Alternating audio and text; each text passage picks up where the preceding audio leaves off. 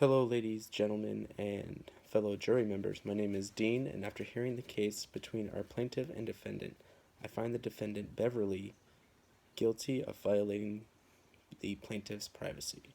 The plaintiff's privacy is protected under the HIPAA regulation. Our defendant argues that she was allowed to leave a message with a family member under the section of the HIPAA regulation that covers covered entities. This is partly true in this scenario. This particular section states a covered entity might want to consider leaving only its name and number and other information necessary to confirm an appointment or ask an individual to call back. They may leave a message with a family member. However, covered entities should use their professional judgment to assure such disclosures are in the best interest of the individual and limit the information being disclosed. The medical condition was not disclosed in this court, but since our plaintiff is at work going about their normal day, I'm going to assume the condition wasn't life or death.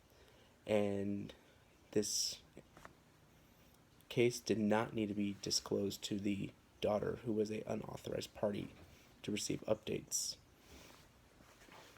Some ethical dilemmas in this case are that Beverly was improperly trained, so even though she was doing wrong, she didn't know she was doing wrong. To preserve a sense of justice, I feel we have to move forward with charging the hospital with these violations. Just because you're unaware of rules, regulations, and laws doesn't give you a pass when you break them or violate them. The hospital needs to establish a better training program and implement it immediately.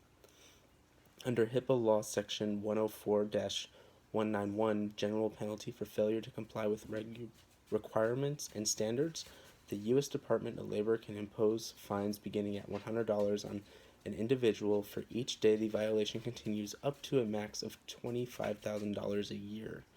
So, if these violations continue, fines may be imposed on the defendant. Another issue to address is that the defendant mentioned that their hospital should be forgiven for under the HIPAA compliancy training of 2014. This is a training that happens on an annual basis and covers messages being passed via phone and also the procedures of reviewing patient instructions for phone messages. If the hospital was in compliance with this training that was mandated 3 years ago, this case would never have happened. If Beverly would have received the training, she would have been aware of what limited information should have been shared with the plaintiff's daughter. Information such as the diagnosis and possible medical treatments should never have been passed. In addition to that, Beverly would have also seen that the patient wanted to be contacted at their work phone to receive faster updates instead of being contacted by her home phone. The defendant argued that if she would have contacted our plaintiff at work, the information might have been shared with someone other than a direct family member. This would be much worse. However, that doesn't change the fact that the daughter was not an authorized party to receive updates on medical conditions or treatments.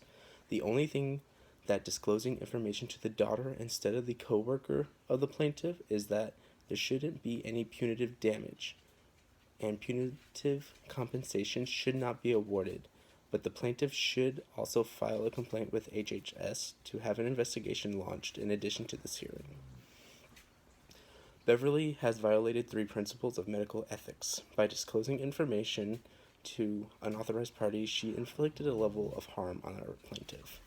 She also did not do any good by her patient, and she did not give the plaintiff justice by breaking the procedures regarding phone messages and contact requests. If we don't find the defendant guilty, fellow members of the jury, we also are doing a disservice to the plaintiff by robbing them of more justice.